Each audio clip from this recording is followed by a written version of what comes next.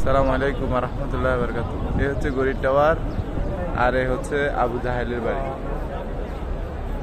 আর এই হচ্ছে আমাদের দুজাহানের বাদশাহ হযরত মুহাম্মদ সাল্লাল্লাহু আলাইহি সাল্লামের বাড়ি।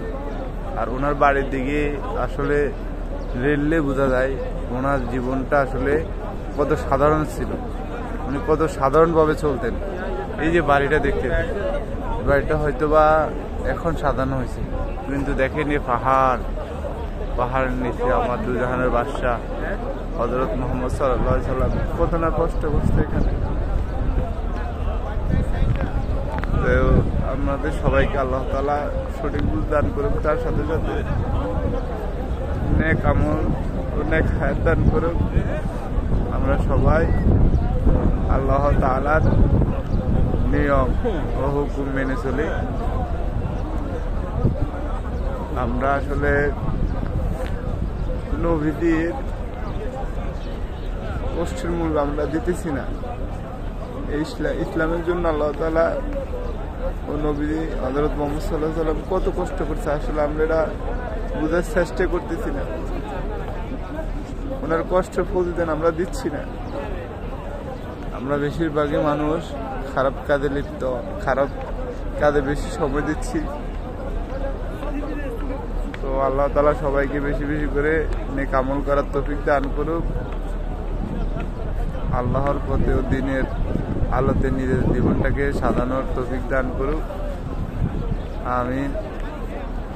আর যারা হজ করতে আসেন তাদেরকে বলি, আপনার সাফা মারওয়া তওয়াফ করার পরে বের হয়ে যখন আমরা মেন গেটের দিকে যাই, তখন মেন গেটের দিকে না গিয়ে পিছনের সাইডে আসলে আবু জাহেলের বাড়ি ও হযরত মুহাম্মদ সাল্লাল্লাহু আলাইহি সাল্লাম দুজাহানের বাদশাহ নবী, ওনার বাড়ি আপনারা পাবেন।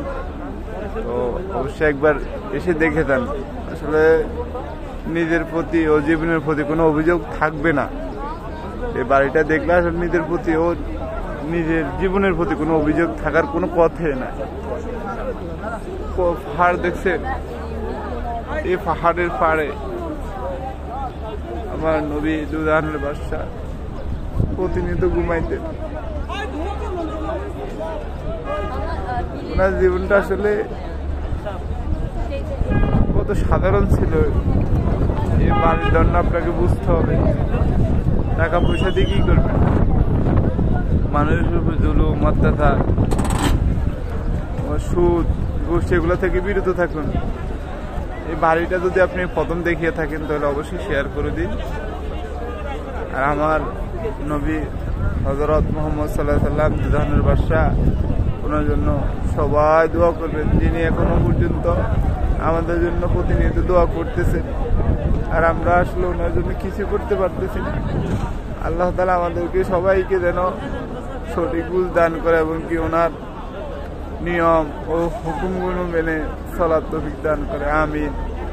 আখির দাওয়ানা আলহামদুলিল্লাহি রাব্বিল আলামিন। আসসালামু আলাইকুম ওয়া রাহমাতুল্লাহি ওয়া বারাকাতুহু।